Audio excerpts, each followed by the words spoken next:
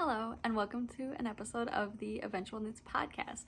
My name is Leah. You can find me on Instagram as Miss_LJV. You can find me here on YouTube. No, you're already here.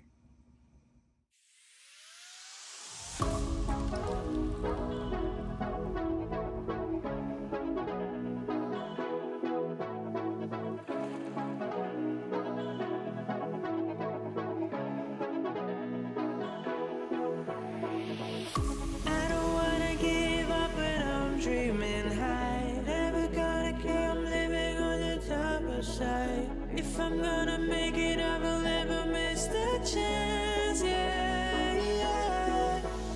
From all of me for you, and I go racing for you.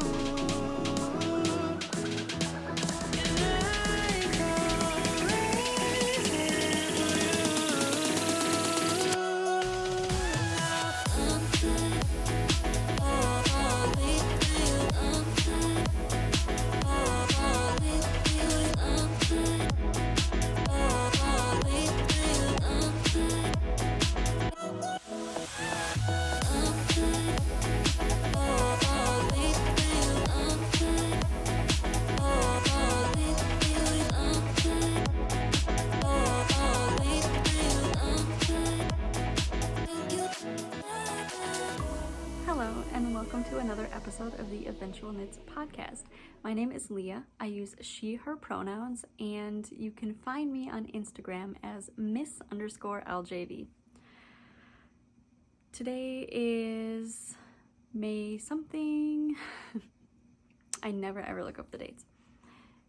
I think this is episode number 35. I don't think I actually added an episode number to the last episode, but I believe that was 34, so this one would be 35, and it is another gray day here in Minnesota. It has been gray here for so long, like it has to become summer sometime. It's been in the 50s and it's just so annoying. I am happy to be here. Every single time I do a podcast, I get really excited, like I'm gonna keep podcasting weekly. I love watching the vlog styles that people are putting out, and I'm like, yeah, I'm totally gonna do that. And then I never do. I don't know why. I got into,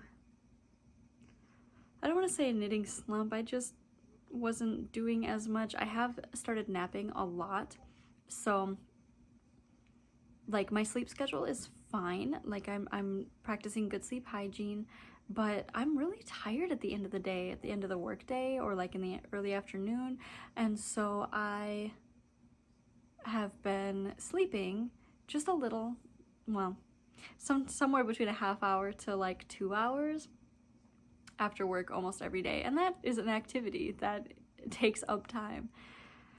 And I have been keeping up doing movement every day, some kind of an exercise for the last couple months, since like March 1st, I want to say. I think we started right away, or maybe it's like March 7th or something, but I've been doing really good with that. So that takes up some of my time, and then I wasn't super into a lot of what I was working on, and so I stopped knitting. That has ended, and I am actually finishing projects and being prolific and being very excited about knitting. I want to talk to you about those today. Let's get right into it. The first thing I want to talk to you about is a finished project. Stellar Needlecraft had put out a request for sample knitters, and I was really excited because I wanted to make something for them. I love helping out designers and dyers that I really appreciate and enjoy. And they were like, hey, do you like color work? And I was like, totally, yeah, send me some, let's do something with color work. And so she was like, hey, what about this cowl? And it was a really good cowl. I showed it last time. I'd been like halfway maybe, or a third of the way through, and I finished it. But I want to talk a little bit about it. The pattern is really fun. It's called the Sana cowl, and it is by Niche Design. And the cowl is inspired by Islamic art, architecture, and decoration. It's very obvious in the cowl itself. I knit the cowl in DK, like it said. And I knit it using the needle size that it said, I believe, because I didn't want to make a denser fabric by sizing down. I tend to knit very loosely, and especially with color work, I knit even more loosely because I don't want to have any bunching of the stitches. But like, if you look at the sample in the pattern, and then you look at what I finished, there's just no way. I don't understand. I, no joke, could wear this as an extremely tight skirt. Otherwise, it's gorgeous. The yarn is gorgeous, the pattern is gorgeous, everything is gorgeous, but it is huge.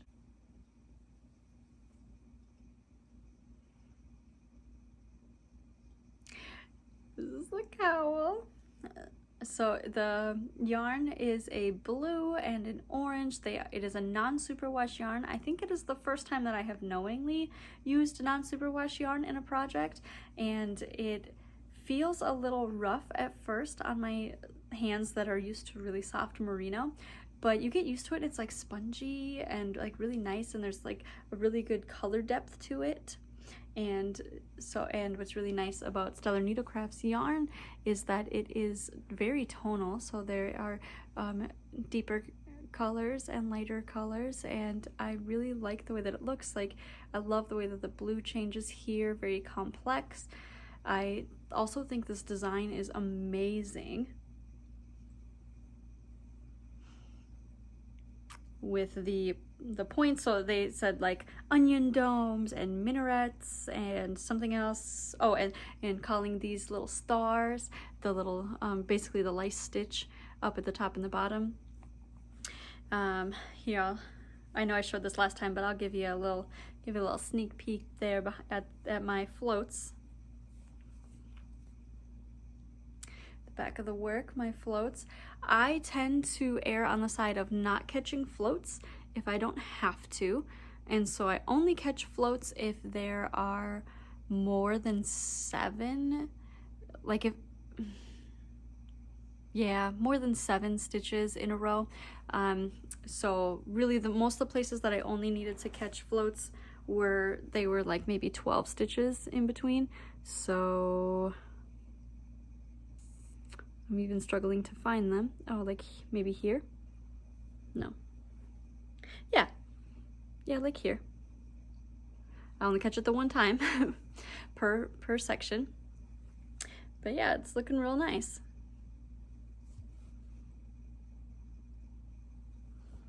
Trying to get inside out, made it weird. I enjoy color work.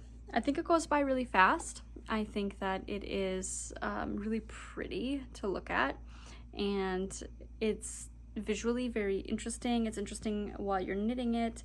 It's interesting after. Oh, I know what happened. This got folded and it creased, which is really funny. But otherwise, like, this is supposed to be a cowl. Like, look how big it is.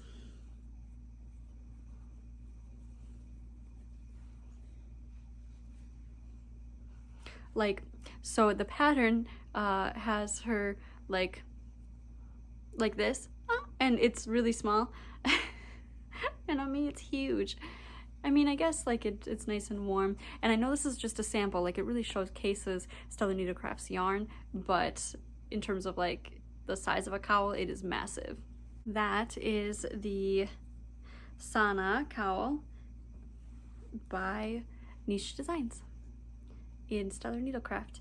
The yarn is Stellar Needlecraft Comet DK in the colors Zircon, that's the blue, and For Fox Sake, and you should definitely check both of them out, the designer as well as the dyer. I'm gonna get that mailed out to Stellar Needlecraft today, but I wanted to show it on the podcast before I sent it out. It has been a while since I have actually finished an object, and so I didn't show it on my little bingo card, but I am going to tell you what my finished objects for today are being counted for. So I have a project that features color work, so I'm crossing that out for the Sana cowl, and then I am also crossing out socks for friends or family with these socks. I talked about these socks last time, last podcast, and I didn't want to give away who they were for or what they looked like, but I'm pretty sure she doesn't watch my podcast right now. And also, her birthday was in April, and I finished them in time for her birthday, but I have not seen her because of COVID. So these socks are the Rose City Rollers pattern, and they are in the Silly Old Bear colorway from Knit Circus. This was a medium sock set. I still have plenty of yarn left over in this more darker color, but I do like the gradient of the light yellow to dark.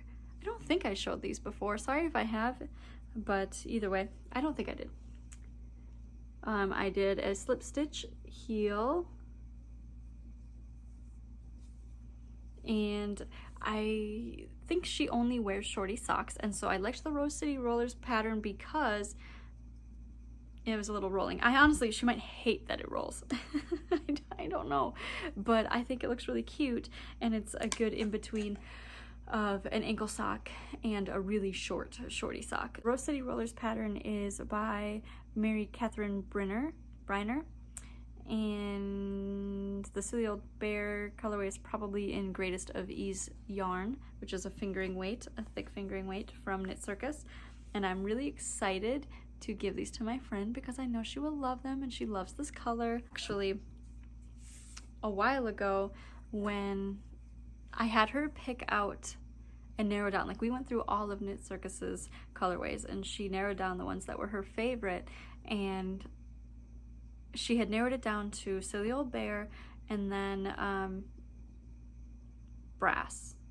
I think it might just be called Brass, which is like a gray gradient that goes to a gold, and I ended up knitting her a hat out of that Brass colorway.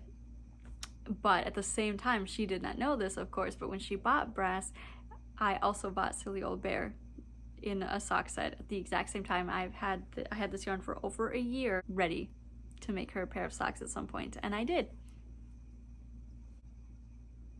My bingo card that is socks for friends and family. And lastly, for my finished objects, I have finished the most amazing crop top. It is what I am wearing. This is the Capricorn Sun Crop by Disco Stitch. I started knitting this a while ago. It's a bottom-up crop top. They give the option to do waist shaping or not, and I chose not, and I also sized it down. I think I knit the medium when normally I would probably knit the large, I think. See, now I can't even remember what, I'm pretty sure I usually end up knitting larges. I sized down to the medium because I wanted it to not be super loose. I don't want it to be baggy.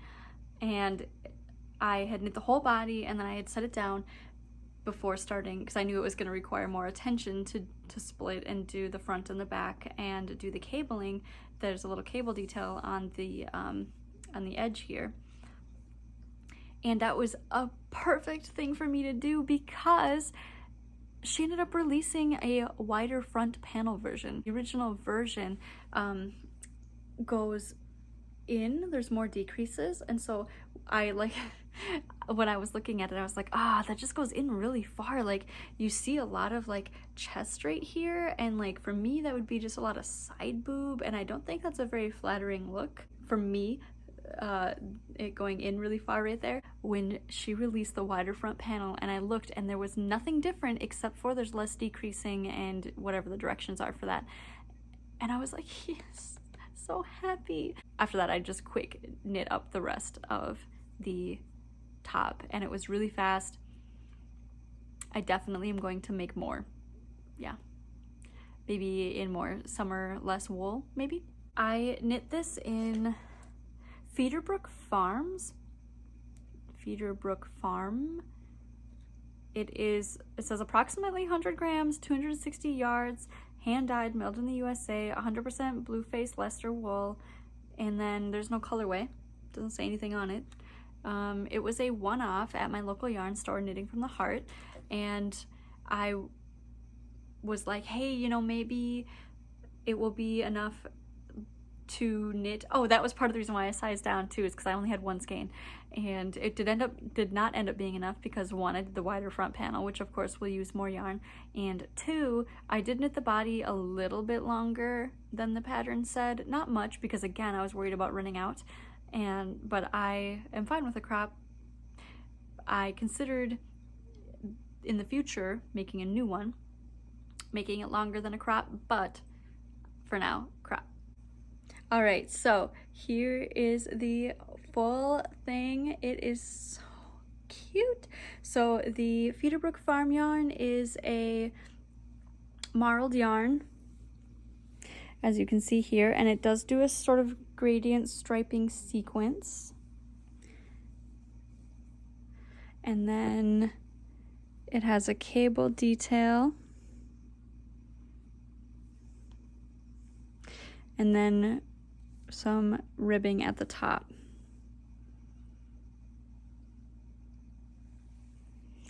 So I knitted a little bit longer. I knew that it would still be really short because I have a big chest, and so it stretches and pulls it up. But I think it's a really good length for me. And it's perfect if I, say I wanted to zip up my sweater.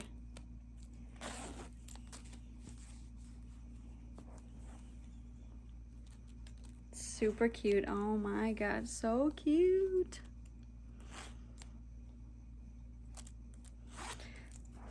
But I didn't have enough, and I was like, I bet that I have something that would work as a good backup yarn.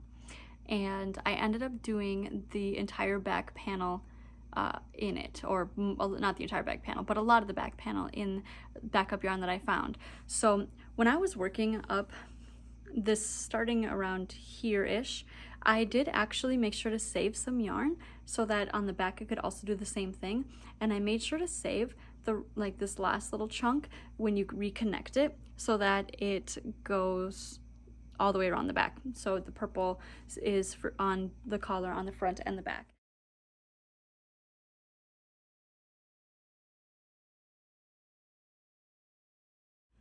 If showing you the back did not work out as well as I had hoped it did, I didn't talk.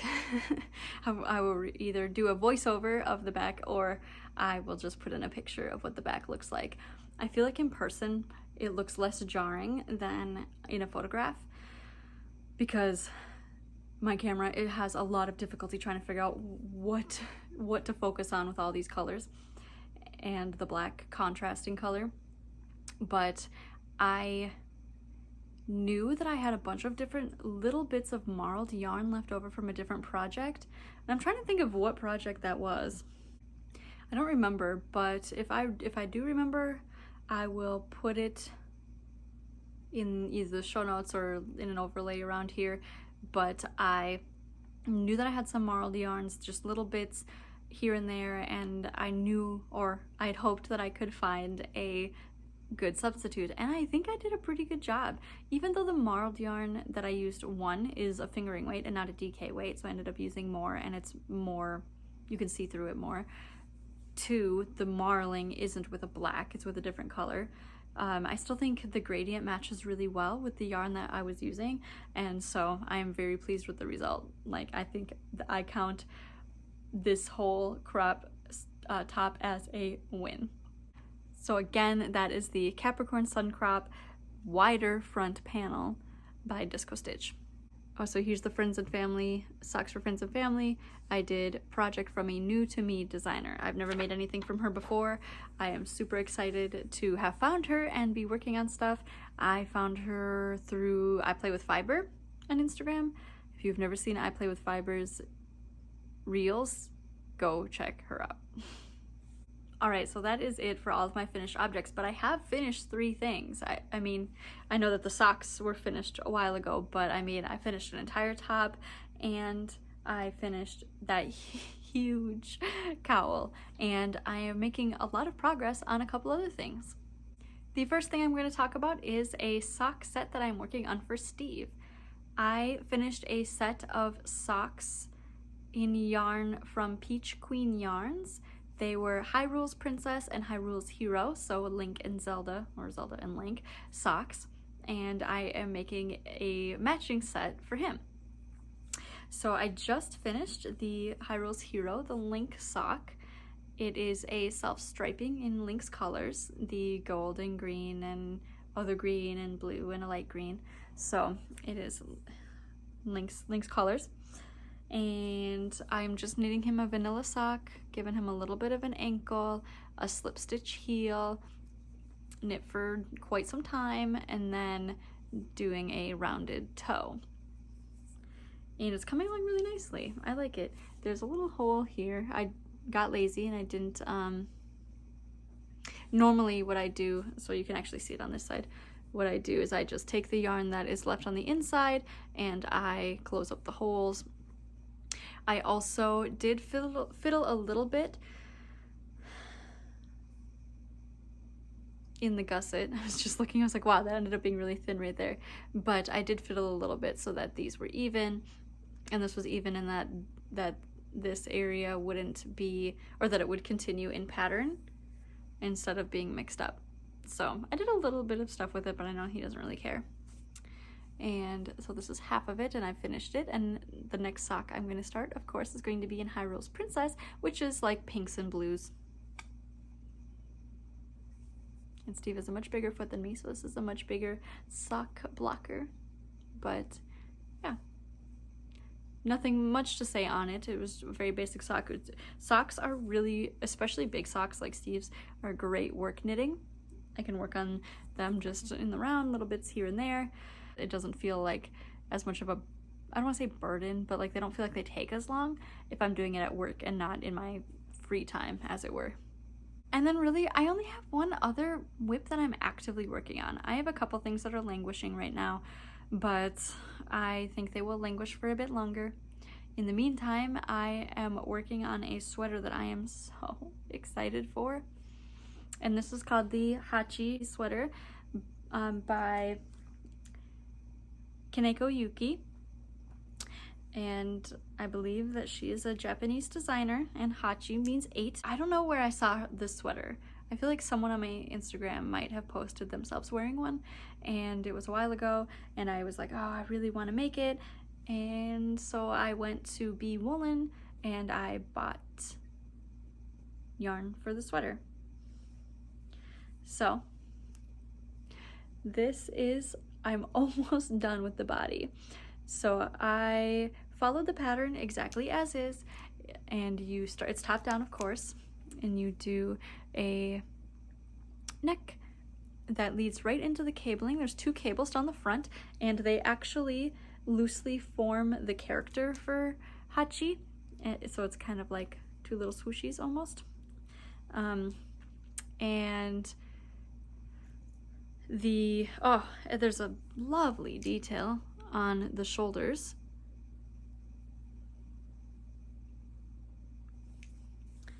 And then you just work your way down and work on the cables, and you slowly make them go further and further apart so that they sort of make that sort of little swooshy character. And I would actually be on the hem, and the hem is a split hem. I would be on it right now, except for I think it's going to be a little short, and so I'm adding at least one more repeat of the cabling, only instead of continuing the shaping of it, of increasing the stitches in the middle and spreading it out, I'm just going to have it end straight. And so I just started that final cable section, assuming that it works in terms of length, and then I am going to work on that split hem and then start the sleeves. This is thicker. I haven't decided. The pattern wants it to be a sweater, a full-length sweater, and I haven't decided whether or not I want to make it a full-ass sweater, or do I want it to be a tee, or even a tank, to be honest, like making little short sleeves, or do I want it to be 3/4? There was one finished project that was a half sleeve, and I don't think half sleeves look very good with my arms, but it did make me think, do I want the sleeves to be shorter than full length? The answer might be yes. I don't know. But either way, I am really excited about how it is working up. I'm gonna get closer on the cable detail here.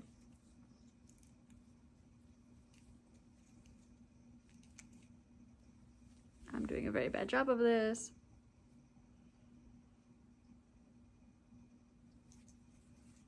Okay.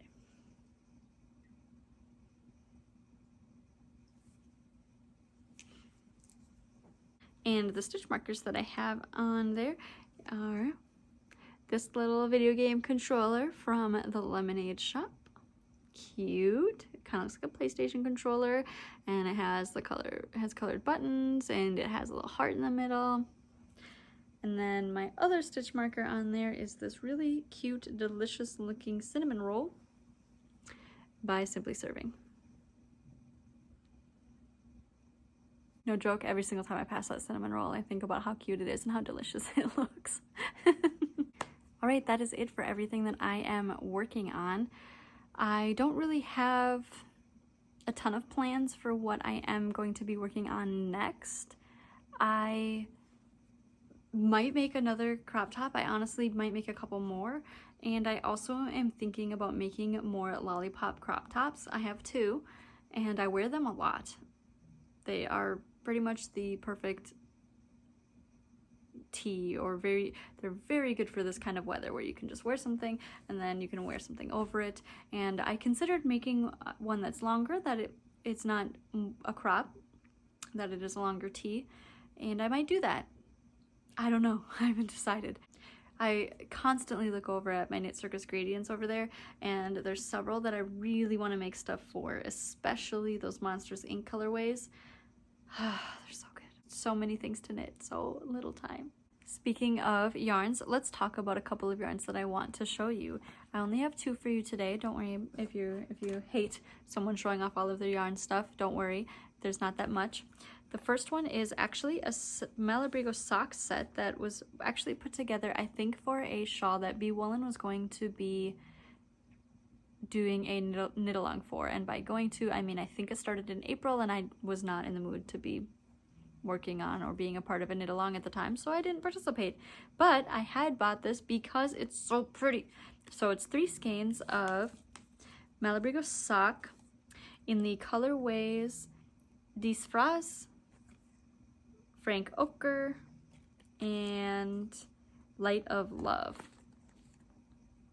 So please understand how beautiful and perfect these 3 yarns are together. So again, like that sort of ochre, yellowy, goldy, leaning green sort of yellow. Then the white with a bunch of speckles that are like teal, pink, orange, yellow. Oh, so good. And then of course the matching then pink, which is somewhere between a hot pink and a candy pink. I love these, they're so good. So the Malabrigo sock has 440 yards, so it's a little bit thin. It is it's tightly twisted. So this is what, 4, 8, 12, about 1,300 yards, so I could definitely make a sweater out of this. So if you have any suggestions for a light fingering or a lightish fingering yarn in these 3 colors, drop a suggestion below. I look at it all the time and I just love it. But I don't know what I make with it yet, and I honestly am I realized that I do like knitting shawls and I like the way that shawls look, but I have not really been wearing them. I didn't really wear them all winter, to be fair. I didn't leave the house that much at all over the last year, but still, I'm way more into the idea of some kind of a sweater. And the second skein that I want to show you is by a friend of mine, Alwan Sultan, and I am so excited for this yarn. I'm so excited to get this skein. I'm so happy. I love it. It's so light and springy. It is the colorway Spring Confetti in the 4-ply fingering base, 80% superwash merino, 20% faux cashmere nylon. So it's very soft and squishy, and it really does look like spring confetti. As you can see, I really have a penchant for those sort of light springy colors. Ah, so good. And this was, I think, version 1.0. I think Sultan did a 2.0. Love. Love, love, love. So good. It's got speckles, and it's all of those light springy colors like blues and sea foams, teals, lavenders, pink speckles, some yellow in there, some green in there. I mean, really all the colors of the rainbow, but in pastels. Love it. Okay, so what's remaining for show and tell though is some stitch markers and a couple baskets. The first thing is I want to show you my What Mustard Made stitch marker that I'm so excited for. It's a little dragon fruit stitch marker. I don't think I'm gonna be able to get good focus. My front facing camera does not like to focus on these tiny things, but I can insert pictures. So got this little summery drink with a little dragon fruit, the white inside dragon fruit. And then I have stitch markers that are a set from Starbucks. So we've got the mug with some like a latte in it. We've got one of those like oh, it says black tea, which is hilarious actually. But the little refrigerated fraps that you can buy, not frap. Are they frap? I can't remember what they're called, but the ones that you can buy from like the store. A hot chocolate looking mug. Lots of whipped cream on it. And then my two favorites, the hot drink with a little pink band and the pink summer frappuccino. I do enjoy. They're just cute stitch markers. And those are from Tia's Terrific Threads. I was really excited to get those. I mean, I mostly bought them for the last two that I showed you, the frap and the hot coffee. And lastly, I wanted to show you my little, I can't remember what they're called, like Red Wing Blackbirds from Lock and Lou. Again, I can just post pictures if this doesn't want to focus very well. But I really, it's so small and very cute, and we have them all over the place here in Minnesota where I live, and I'm really into the cute little bird, the little bird things. So if you're interested in stitch markers, you should check those all out.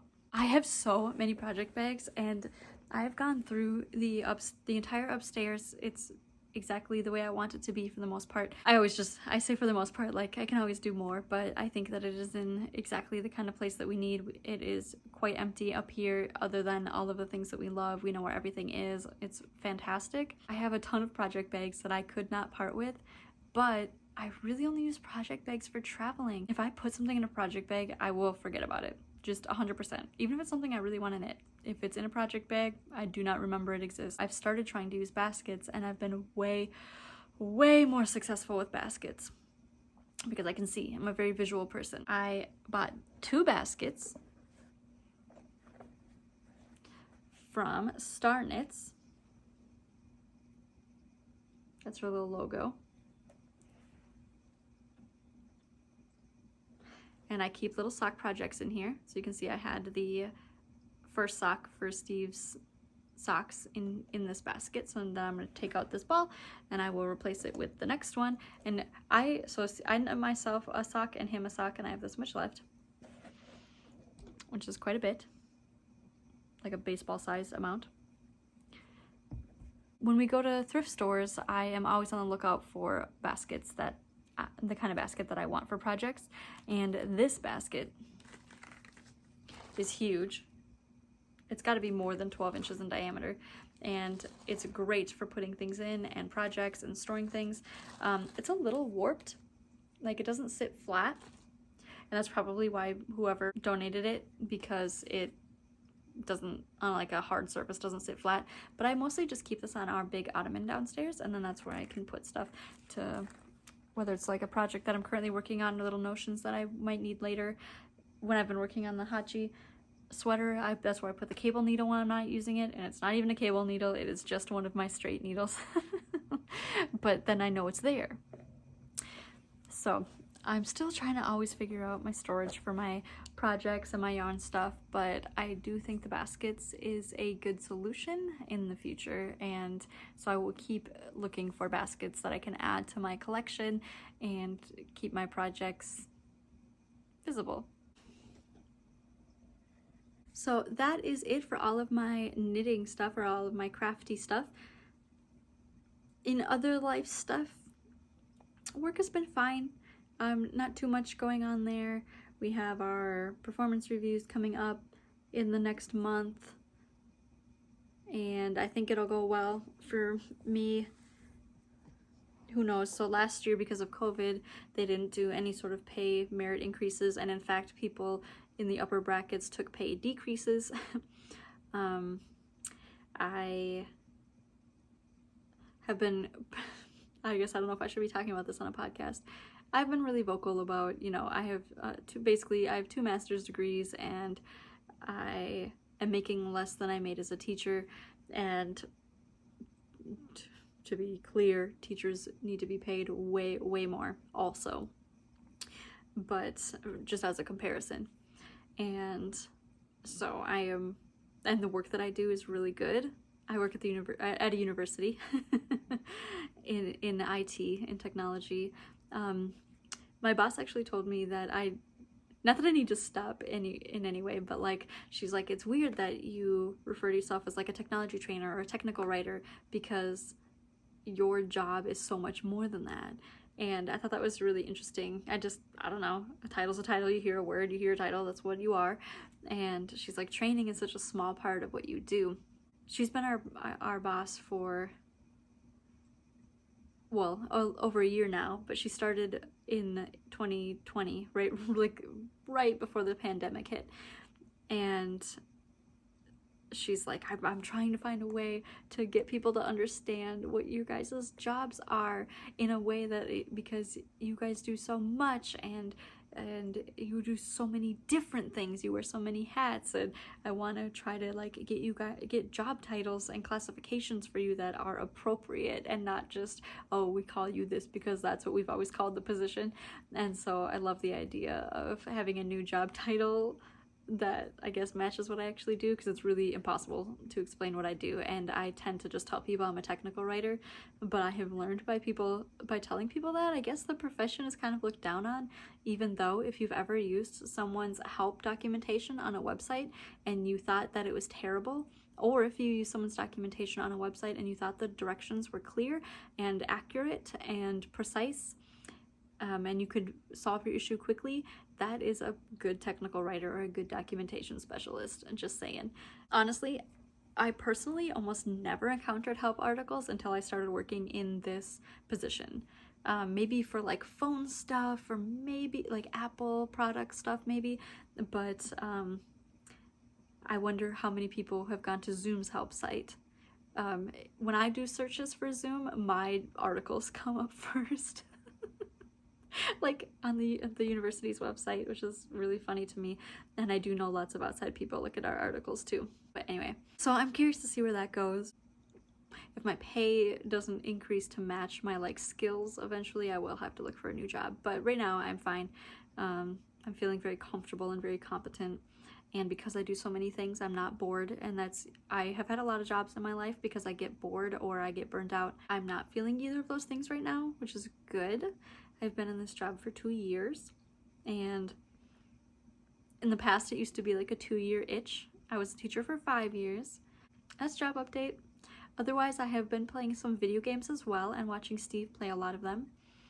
My current games that I'm playing, I am playing the Control Ultimate Edition on PlayStation 5.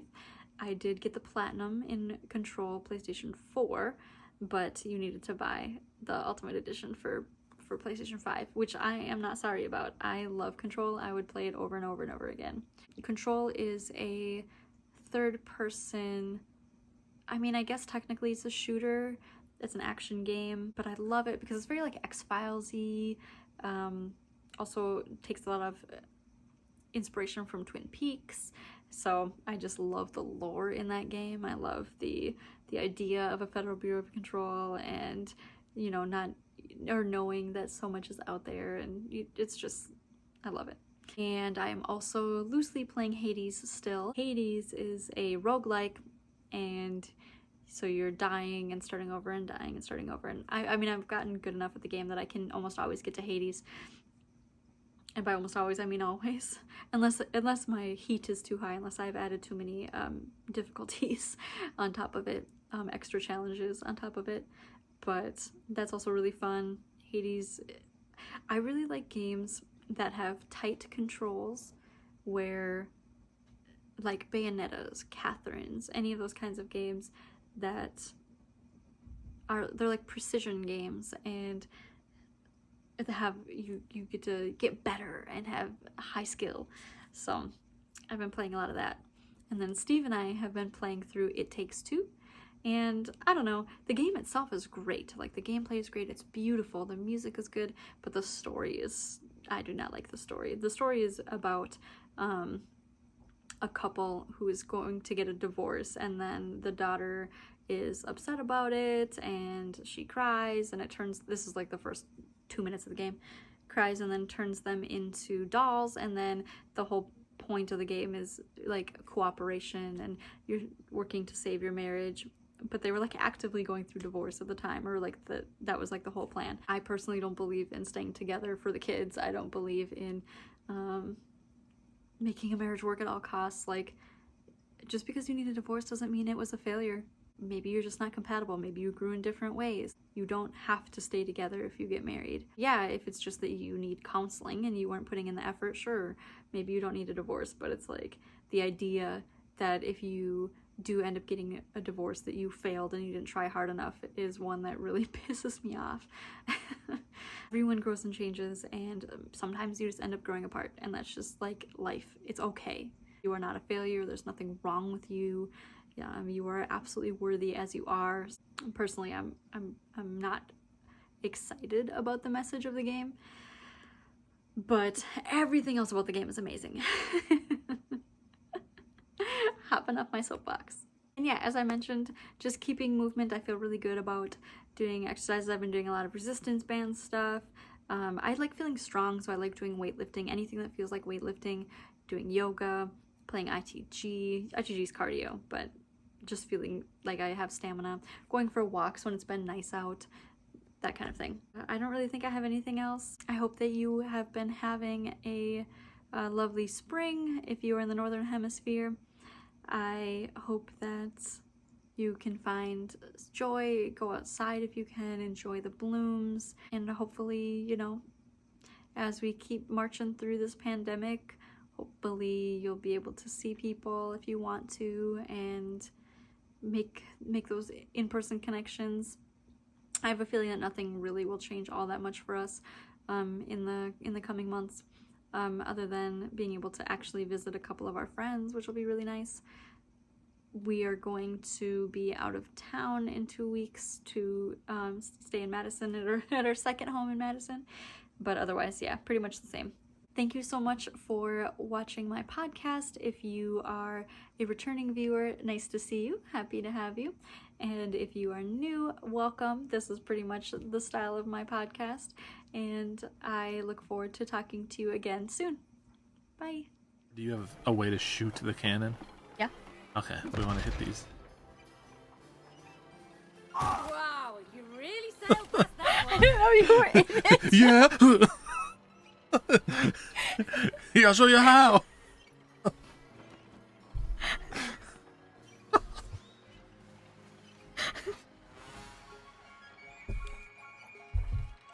Sorry. Yeah! Okay.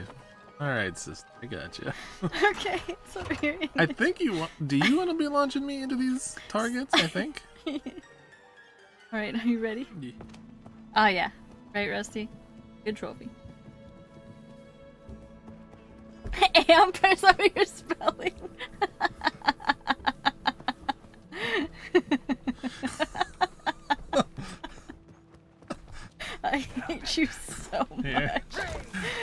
Now heart amped will be forever memorialized.